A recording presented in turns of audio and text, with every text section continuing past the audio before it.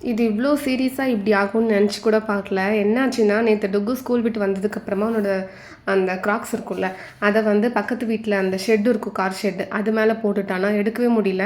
So morning எடுத்துக்கலான்ட்டு விட்டாச்சு. இன்னைக்கு morning அத எடுக்கிறதுக்காக போனாங்க.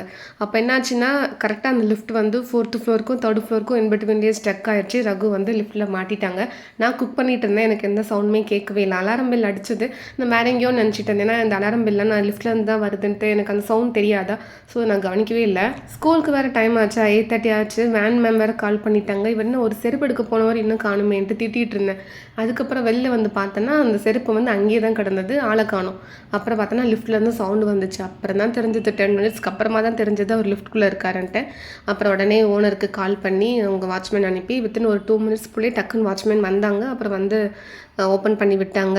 ஸோ இது வந்து ஜென்ஸ் இருக்கிறதுனால அவங்களுக்கு வந்து பதட்டம் இருக்காது. இதுவே நான் மட்டும் அங்கே இருந்திருந்தேன்னா அவ்வளோதான்.